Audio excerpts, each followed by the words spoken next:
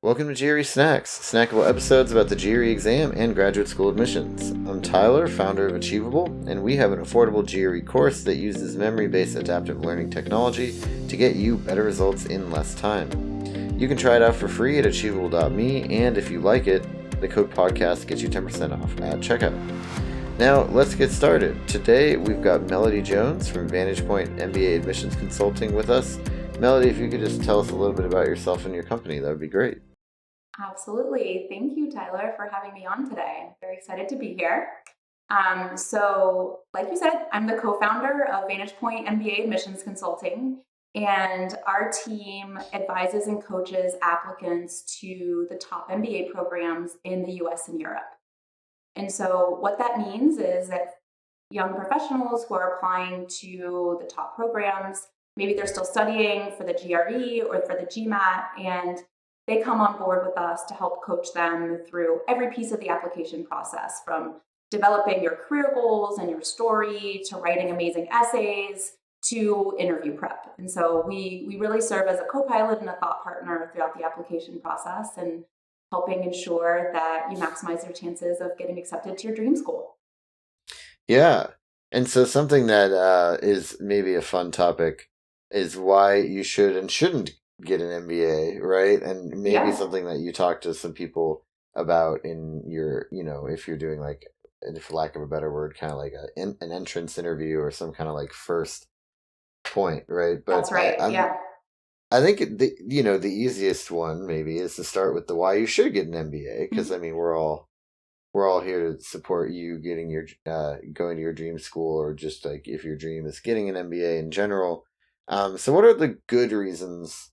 And I mean, I think maybe we start with kind of the obvious reasons, and then maybe go into the unexpected and less obvious reasons. Yeah, absolutely. I mean, I think one of the two main reasons that people are interested in business school, and the two, I'll say, good reasons why you should consider going to business school is one, if you want to make a pretty significant career pivot.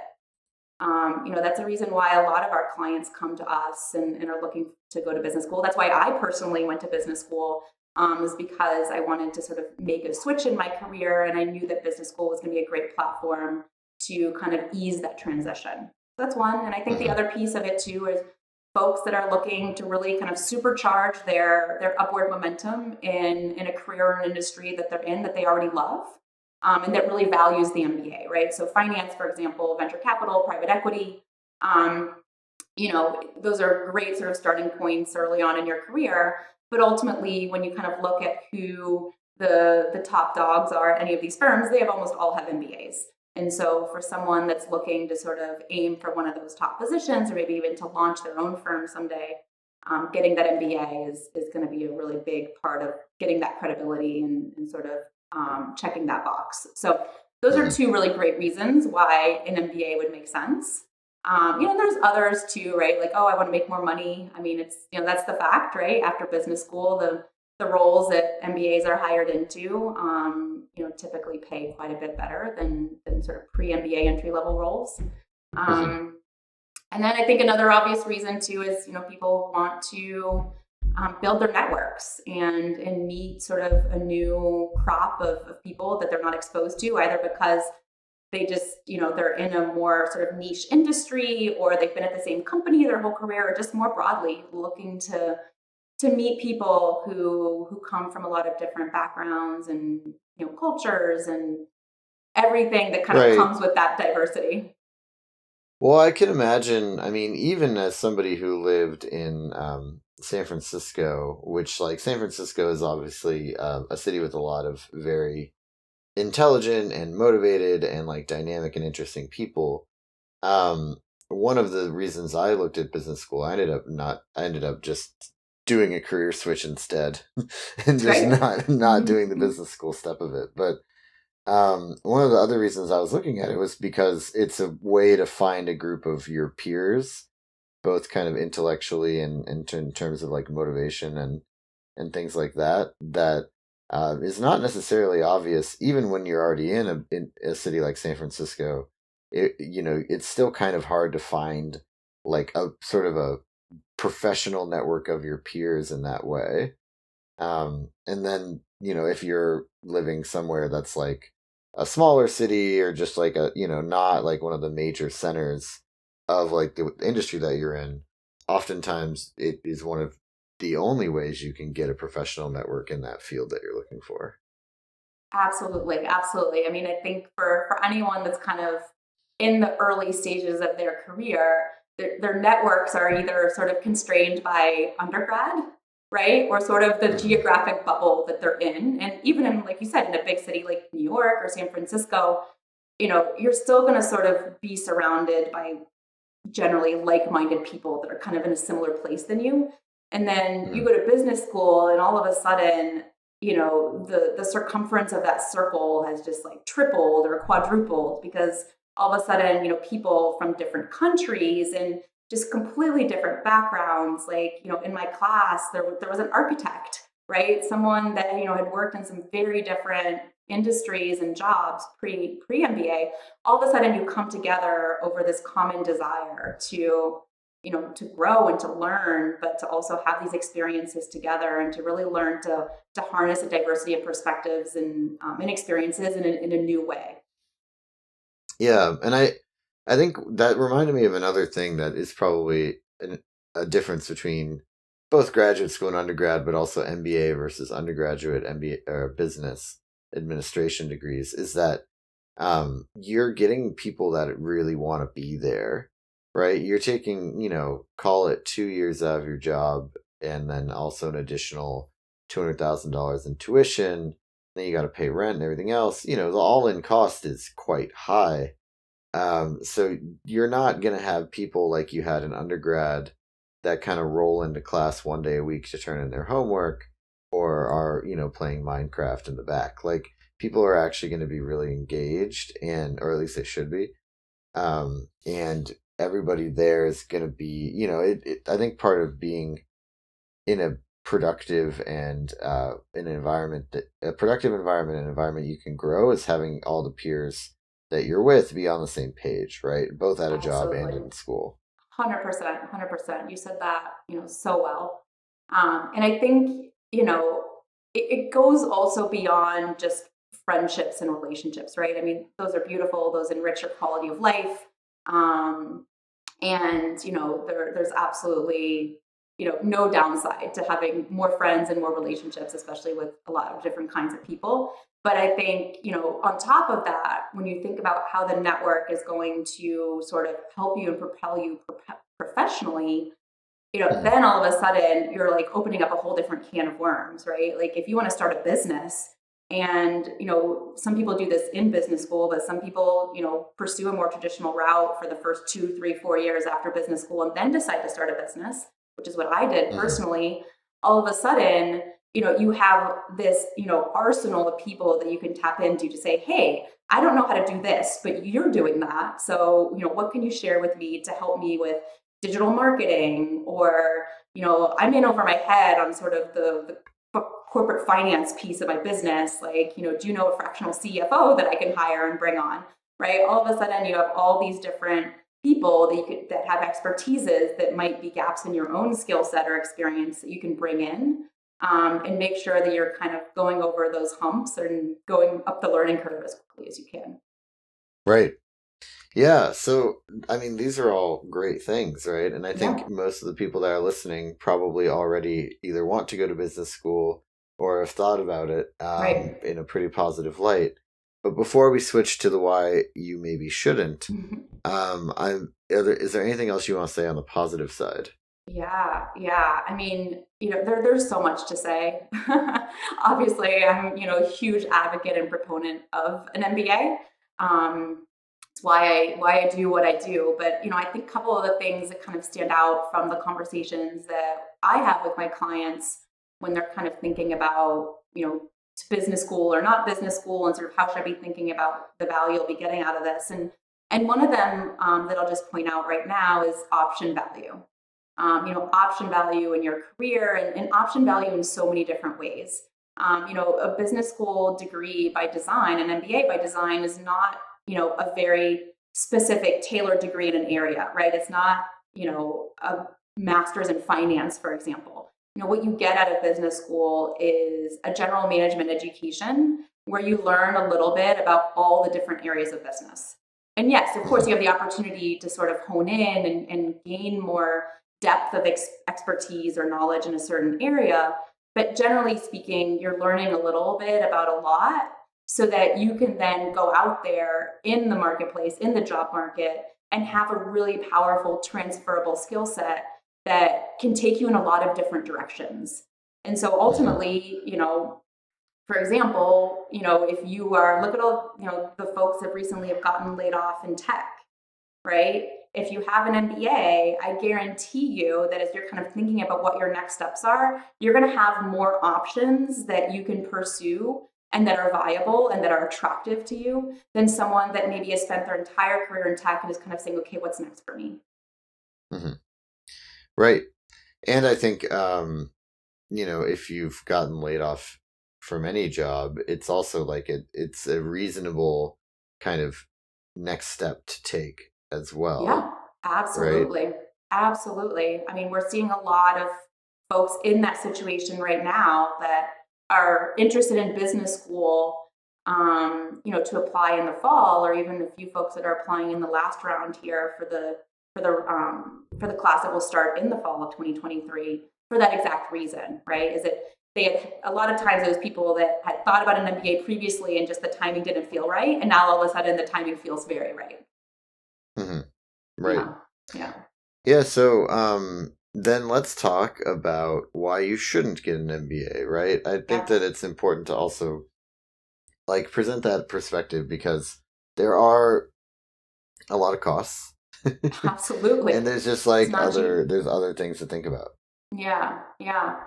Um, I think I'll start with a few sort of high level reasons, and then we can drill down a little bit into more specific instances.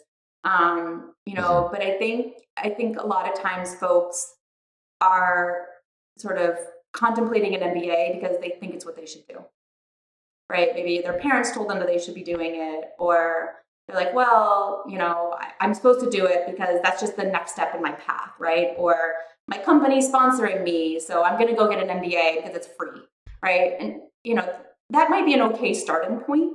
But I think unless Right. you're really willing to do the work and to think about, okay, but really, why am I doing this and how am I going to get the most out of it? And what am I going to bring to the table also, right? It's not just a take relationship, it's a give and take. Hmm. Um, if that's not something that you're willing to do or in a position to do either right now or down the road, then an MBA is probably not going to be for you because, like you said earlier, Tyler, business schools are comprised of students that really want to be there and that really want to invest in the experience. That makes everyone's experience better. Hmm. Um, so that's sort of Well, and I one think common too thing the I see. other yeah, I was gonna say the other thing too is that it's not like gonna be that it's not gonna be worth the money if you're going home at 5 every day after class, right? Like Exactly. Yeah. it really needs to be kind of an all-in experience. Yeah. Yeah. Exactly. Exactly. It is a holistic experience. Um, I think another reason not so great reason to get an MBA, and maybe you shouldn't, is just if you hate your job, right? And you want to break. You're like, well, I don't really like what I'm doing right now. And I figure I'll go to business school and figure out what's next. Hmm. Again, that's not to say that you might not start off your sort of MBA journey there, but business school should never be somewhere that you go to because you're running away from something you don't like. I Hmm. think you should really be looking to business school as a solution and as a platform to take you where you want to go. And so, not thinking of an MBA as just like, a really expensive job placement service, and Hmm. really kind of thinking of it as, a holistic experience and something that's going to up level you in so many ways. Taking the time to really reflect on what it is that you want and where you want to go. And then if the MBA fits into it, then great. But don't just use it to sort of get away from a job you hate or, you know, try to pad your resume. Right. Well, it's also like you said, you should have a purpose for going there, right? This is what Mm-hmm. the application readers are going to want to see anyway. They don't want to hear about how you're excited to have 2 years without To party. Yeah. meetings. Yeah. They don't want to hear about how you don't like your old job and you're ready for a new job necessarily. They want to hear about like what you're excited for, like Yep. what's the next thing. Yeah, absolutely. Absolutely. I think, no, I was going to say just one other thing too is, you know, MBAs aren't sort of looked upon or valued in the same way in all industries. I think they're almost like a borderline requirement in some and like barely seen in others. And so, I think if you're in an industry that doesn't necessarily value the MBA and you want to stay there, right? You love what you're doing and you really kind of see yourself going there long term and you're not worried about, in 10 years, I might want to change my mind and do something different, then, maybe it's not going to be a good use of your time to go get an MBA, right? Because then you're giving up, like you said, 2 years of salary, you're spending a whole lot of money, you have the opportunity cost, and then, where is it going to put you on the other side? Yeah. You know, And you will have to leave your current job, exactly. right? Yep. Yeah. Sometimes There's you can go risk. back, but it's There's not risk always to it. sure. Yeah. Well, it's Yeah. just if you really like your current job or your Mhm. current job's got you on a really good trajectory, Yep. right? Then like sometimes those things are not necessarily easy to come by, right? Like I think Right. definitely I've had friends who, their first job at college and their second job at college, like they kind of like hit their, get a promotion every year, like get a pay bump every year. Everybody thinks you're great. And they just thought that was what it was like to go to work because they were awesome. And then they Yep. landed at a job that was like, oh, this is why people complain about this. Right? Yeah. And so like if you're in a place that has a good trajectory for you already, that don't discount that either. Exactly. Exactly. Yeah. And, I had a client I actually worked with a couple of years ago. You just jogged my memory. We actually went through the entire application process together. He got into his top choice school. He was really happy. And then he ended up getting the job or a job in like the space, the venture capital space that he was targeting post MBA. Oh wow. And so, all of a sudden we had a conversation of like, hey, I kind of already accomplished what I said I was going to do after business school. I think I'm going to not go to business school and just take that job and see it through. And then maybe I'll get an executive MBA down the road or something if I still feel like I want that sort of experience and that up leveling in my leadership skills. And, I think he made the right decision. I think for him, he knew what he wanted. He was very focused. He was able to get there without the MBA. And I think it was the right call for him. Well, right, because every the key cost is the opportunity cost, right? Yeah. Most people who are getting a high end MBA will probably see their net earnings increase by more than the 200,000 it costs eventually. 100%. 100%. Yeah. Yes. So Yes. it's like, yeah, you're kind of like paying it forward, but the opportunity cost can be really big. Yeah. Yep. Exactly. And that was a conversation I had with him was like, okay, so you have this great opportunity on your lap now. If you turn it down to go back to business school, then you have to go through the recruiting process all over again. And would you be able to, maybe land a role in, I don't know, like a higher like caliber firm or something like that? Maybe not, but there was more risk in that decision. And I think for him, he just felt really good about the offer that he had. And so he didn't get the MBA, and I don't know if he ever will, but it Right. was, it was the right decision for him. And I think everyone's sort of got to look at their own situation and figure out your goals first. I think that's the most important thing. And then think about how the MBA fits into those or maybe doesn't. Right. Yeah, and I think that that's really the key to kind of tie it all together. And I guess just do you have any final thoughts on why you should or should not get an MBA?